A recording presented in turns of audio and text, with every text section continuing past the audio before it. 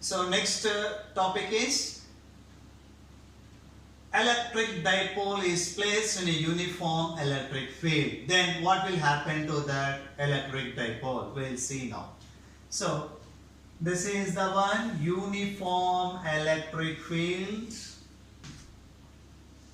So I already explained that which is the uniform electric field and which is the non-uniform electric field.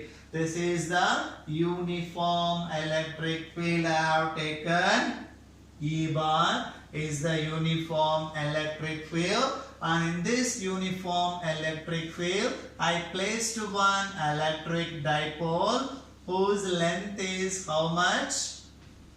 2a. So what is the length of this electric dipole? 2a. So this is point A and this is point B. So at point A, which charge is there? Minus Q charge is there. At point B, which charge is there? Plus Q charge is there. So this is the center of the electric dipole such that it is making an angle theta with the direction of electric field. So what we have taken? We have taken earlier one, what is that? Uniform electric field. In that uniform electric field, which one we placed? An electric dipole is placed. What is the length of the electric dipole? 2a. How this, in which way this electric dipole is placed in the uniform electric field?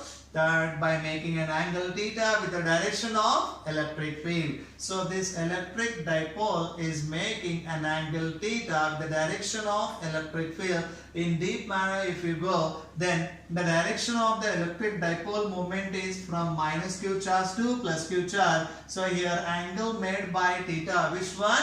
Electric dipole moment. So now we'll see the in-depth theory, that is, an electric dipole is placed in a uniform electric field such that its dipole moment is making an angle theta with the direction of electric field as shown in figure. As we know that a positive charge will experience an electric force in the direction of electric field, whereas the negative charge will experience an electric force that is opposite to the direction of electric field. Opposite to the direction of electric field. First we will see the force experienced by a charged particle in an electric field. Suppose plus Q charge is placed in the electric field, then experienced by a force, that is F is equal to QE. From the definition of electric field, force by charge. So electric field is equal to force by charge, then force is equal to Q into E. This is the force experienced by a charge. If it is a negative charge, F is equal to minus QE. So in which direction this positive charge will experience an electric force? That is in the direction of electric field. How much it is? QE. And in which direction this negative charge will experience an electric force? Opposite to the direction of this electric field. How much it is? Minus QE. So this is the plus QE and this is the minus QE. Both are equal in magnitude but opposite in direction. That's why net force acting on this is equal to 0. Okay, now net force acting on this dipole is 0, but these two forces constitute a couple and the couple will make the dipole to turn further, so it produces torque. Understood? So once again we'll see now. What I have taken? Uniform electric field I have taken. In the uniform electric field, first what I get? An electric dipole I placed. In which manner I placed this electric dipole in the uniform electric field? By making an angle theta. Which is the one making an angle theta with the electric field? Electric dipole moment is making an angle theta with the direction of electric field. What is the length of the electric dipole? 2a. So how much force experienced by a plus Q charge? QE. In which direction it is acting? In the direction of electric field.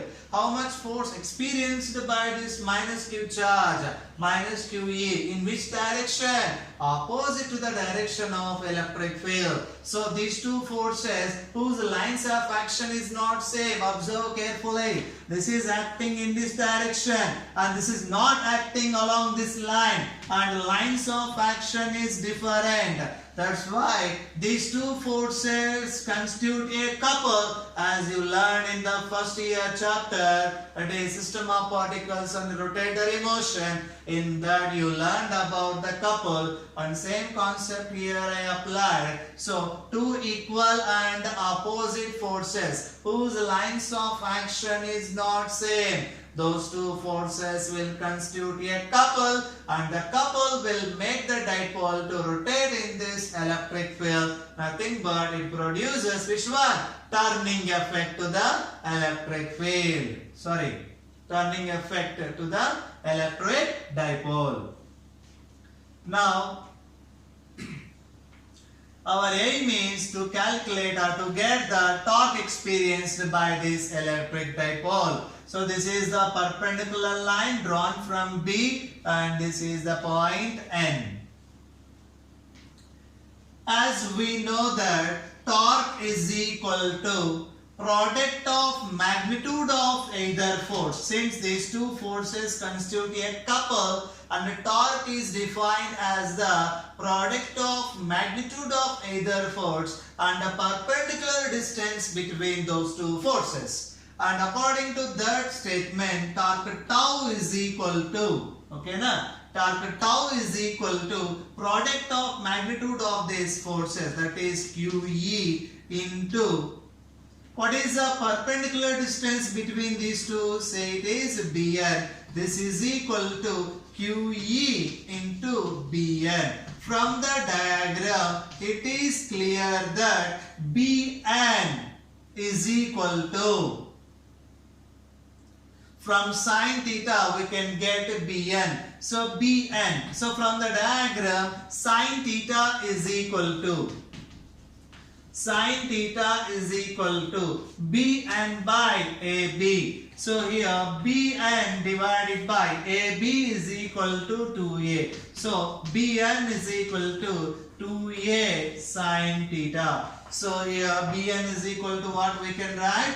2A sin theta. This is equal to 2QA. Just rearrange the terms into E into sin theta. As we know that the product of magnitude of the charge and length of the electric dipole is known as what?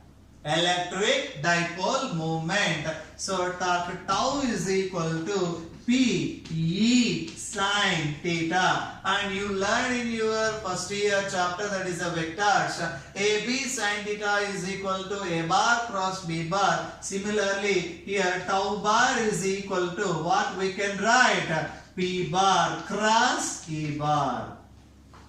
So tau bar is equal to P bar cross E bar. So tau is a vector quantity. Tau means what? A torque. A torque is a vector quantity. So torque experienced by a dipole in the uniform electric field, torque tau is equal to Pe sin theta. In vector form, torque tau bar is equal to P bar cross E bar. Then what is the direction of this torque? Since it is a vector, it should have its direction. So tau bar, according to vector product only, this torque is perpendicular to the P bar and E bar. So torque tau is perpendicular or normal to the both P bar and E bar. Means it is parallel to the resultant of these two. So electric field is in this direction and electric dipole moment is in this direction. Then which is the normal point, which is the normal one for these two? That is common normal. That is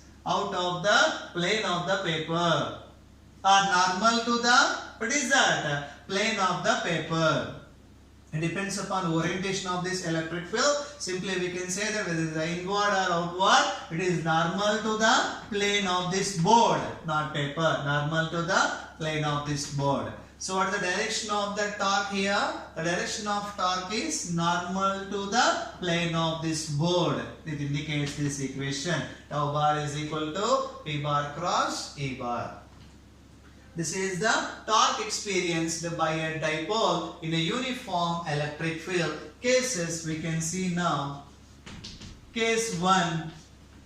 If theta is equal to 0 degree or 180 degree. So, if the electric dipole whose dipole moment either in parallel to the electric field or anti-parallel to the electric field, then what will be the torque? So, torque tau is equal to PE into sine 0 is equal to what is that 0? Sine 180 also 0 only. That's why PE into 0 that is equal to 0. If the electric dipole such that whose dipole moment is placed either parallel or anti-parallel to the uniform electric field, then it will not experience any kind of torque or turning effect. Next, case 2.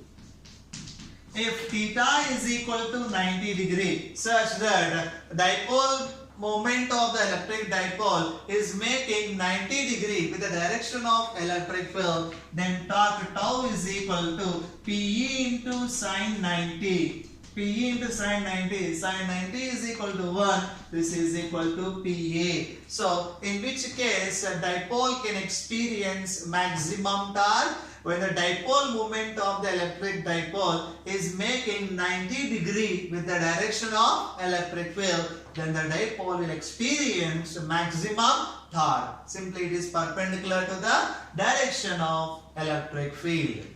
So when the torque is minimum, when theta is equal to 0 or 180 degree, here theta is the angle between direction of electric field and the direction of electric dipole moment. When the torque is maximum, if theta is equal to 90 degree. So with the help of this, we can get the potential energy of a electric dipole in the uniform electric field. That is belongs to the chapter 2. So up to here only is there in the chapter 1. And those points will be covered in the entrance class separately. So far now I am taking only theoretical part, which is highly useful for board examinations. Okay. And for entrance point of view, we will release the further videos in another channel, that is SGC online channel, soon, not now.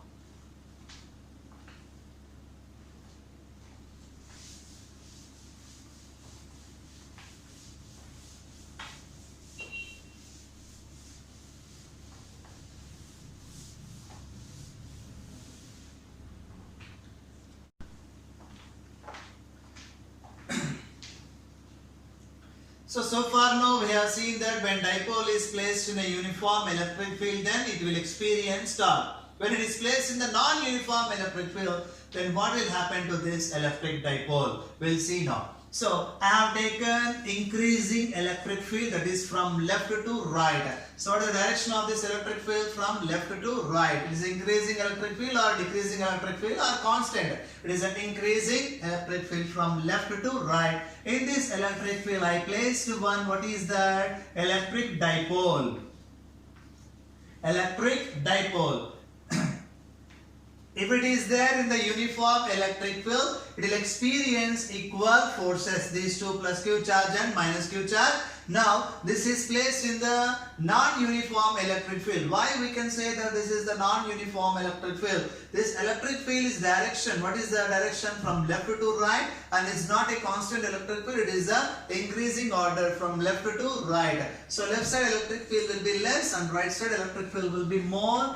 So then plus Q charge will experience an electric force in the direction of electric field, that is F plus Q, and minus Q charge will experience an electric force that is opposite to the direction of electric field, that is F minus Q. Now you only people tell me F plus Q and F minus Q, whether these two are same or not. If it is there in the uniform electric field, F plus Q and F minus Q both will be same only. But this is not the uniform electric field. This is an increasing electric field. Which side will be more? Right side electric field will be more. Which side will be less? Left side electric field will be less. And plus Q charge, this side is there, left side is there. So it will experience less force. and minus q charge where it is there, right side is there, right side electric field will be more, so it will experience a maximum force by comparing with plus q. So net force will be which direction? Opposite to the direction of electric field. That is in the direction of dipole moment. This is the net force experienced by an electric dipole when it is placed in the non-uniform electric field. So according to this situation, I just taken the resultant direction of what is that? Net force. F net is equal to P bar. Now observe carefully. This electric dipole moment direction is anti-parallel to the electric field. If an electric dipole is placed such that whose dipole moment direction is anti-parallel to the direction of electric field, then in which direction net force will be there on the electric dipole? That is opposite to the direction of electric field. Next, if we place electric dipole such that whose dipole moment, whose dipole moment is parallel to the direction of electric field. So earlier case in that electric dipole moment is anti-parallel to the direction of electric field. Here electric dipole moment is parallel to the direction of this electric field, and as usual this electric field is increasing electric field from left to right. Now minus q charge will experience an electric force opposite to the direction of electric field, and plus q charge will experience an electric force that is in the direction of what is that electric field. And which side electric field will be more, left side or right side? Right side electric field is more and left side electric field is less. That's why plus q charge will experience greater force by comparing with the minus q charge. Then net force will be in the direction of electric field. So, sir, both are same only, no? In both cases, we place electric dipole only, no? In the increasing electric field. Then why? In the first case, net electric force will be opposite to the electric field. In second case, how will be this is in the direction of electric field? Just see the orientation of electric dipole moment. If the electric dipole moment of an electric dipole is anti-parallel to the electric field, then net force will be opposite to the electric field. If the electric dipole moment is parallel to the direction of electric field, then net force will be in the direction of electric field. These two are 1 mark questions. How we can frame the question? See now carefully. An electric dipole is placed in an increasing electric field, nothing but non-uniform electric field such that whose electric dipole moment is anti-parallel to the direction of electric field. Means this one, first case. Anti-parallel to the direction of electric field. Then in which direction net force will act on the dipole? Net force acting on this electric dipole is in which direction? Opposite to the direction of electric field or in the direction of electric dipole moment. In this case, in which direction net force is acting on this? In the direction of electric field, when the electric dipole moment is parallel to the direction of electric field. So this is the one concept. What is this? When electric dipole is placed in a non-uniform electric field.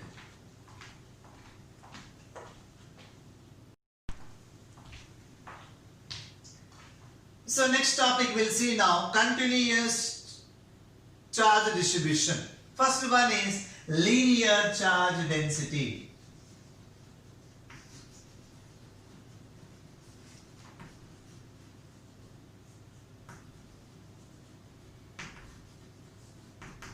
Linear charge density. It is denoted with lambda. So what is the linear charge density symbol here? Lambda. So it is defined as the charge per unit length. Okay, charge per unit length. So lambda is equal to Q divided by L, and unit is coulomb per meter, and its dimensional formula. Coulomb is the unit of charge. Charge dimensional formula, what is that? I1 T1, and length dimensional formula L1. This is L minus 1 I power 1 T1. So this is the dimensional formula of what is that? Linear charge density. And suppose I have taken one rod and that charge is given, means charge is distributed along its length for a particular portion. Suppose if you want to get linear charge density, then lambda is equal to dq divided by dl. This small element, what is the dl, and charge on this, what is that? dq. So lambda is equal to dq by dl, lambda is equal to q by l. So linear charge density is defined as what is that? Charge per unit length. So its unit is coulomb per meter, and its dimensional formula L minus 1 I1 T power 1.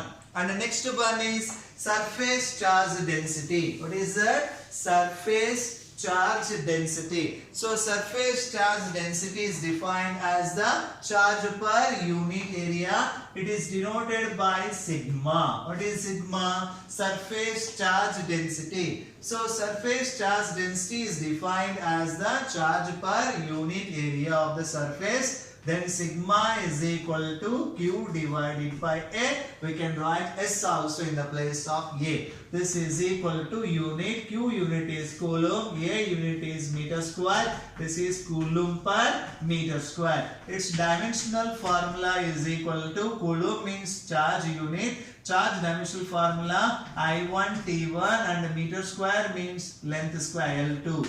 So this is the dimensional formula of what is the surface charge density, that is L power minus 2 I power 1 T power 1.